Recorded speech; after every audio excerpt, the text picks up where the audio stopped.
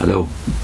In the prior segment, Franz had requested in an official letter to the organization in Brooklyn that the tape of the session where he was grilled by the governing body be sent to him.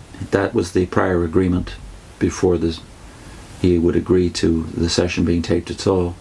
Or if that was not possible, that the tapes be destroyed and all the transcripts and copies thereof. And here's what the Watchtower said in response. August the 8th, 1980. Dear Brother Franz, your letter of July 19th with reference to the Chairman's Committee letter to you of July 10 has been received.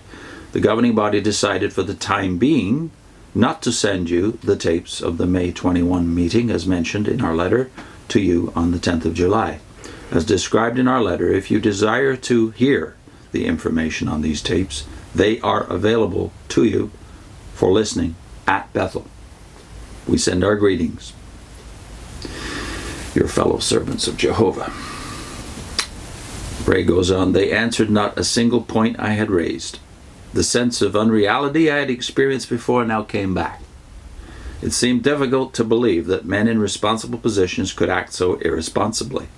The letter's tone conveyed the attitude that all rights belong to them, to the organization, and that the rights of individuals could simply be ignored. If that appeared desirable and advantageous, summarily set aside as of no particular consequence. I wrote once more as follows. Dear brothers, this is dated August 28, 1980. I have received your letter of August the 8th, which is your response to mine of July the 19th with regard to the tape you agreed to send me. Your letter is a response but not a reply. It simply repeats in abbreviated form your letter of July the 10th and makes no reply to the points presented in my letter of July 19th. The fact is that you have in your possession tapes of the May 21 meeting only as a result of an unkept agreement. To set up new conditions after an agreement has been made, doing so unilaterally and arbitrarily, is certainly not fair by any standards. In your letter of June 26th, you acknowledged in writing that you had made an agreement to provide a copy of the tape of the meeting and stated your intention of preparing such a copy and sending it to me.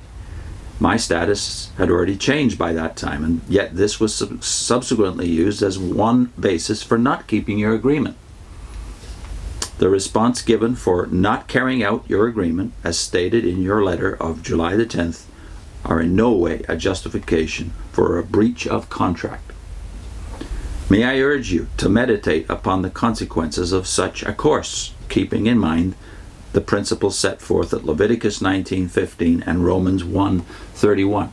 Now, if you look up those texts there, having to do with partiality in judgment, fair judgment, and in Romans 1:31 having to do with trustworthiness in agreements. The New World Translation says in that text that men in the last days will be false to agreements. In view of your evident concern about releasing a copy of the tape, I have offered you the only honorable alternative, that of eliminating the tape, or any copy or transcript thereof. If you wish to keep the tape, then the only just thing to do is to keep the agreement by which you obtained it. I have no doubt that if the circumstances were reversed, with the tape being in my possession and you being the petitioners for an agreed upon copy, you would take the same position that I have taken. And then he cites Matthew 7, verse 12, the golden rule, as we call it, which is do unto others, of course, that you have them do unto you. Please accept the above as an expression of concern for your own spiritual interests as well as that of the brothers everywhere. Though my status may be viewed as a lowly and not a high one, I will appreciate your manifesting consideration for the points made in this letter and my letter of July 19th. Your brother, R.W. Franz. Nearly 1 month later, another letter came, shown on the facing page. Here's the contents of that letter, dated September 24, 1980. Dear Brother Franz, your letter of August 28, 1980 has been received and has been given consideration. This is to inform you that the tapes of the May 21, 1980 meeting to which you have made reference have now been destroyed. There are 3 witnesses of the governing body who were present when such tapes were destroyed. There were no written transcripts made of the material that was taped, nor were there any tape copies made of the recordings. The tapes have been totally destroyed. This is in accordance with your wishes as set out in your correspondence to others. Your brother's Watchtower Bible Tract Society of Pennsylvania. As the correspondence already presented shows, my wishes actually were for the copy of the tape to be sent as promised. Since they clearly were unwilling to part with it, recalling somewhat the Watergate attitude, I had offered them an option which they finally exercised. At any rate, I was glad to have the matter settled and hoped that was the end of any further dealings with the body. It was not.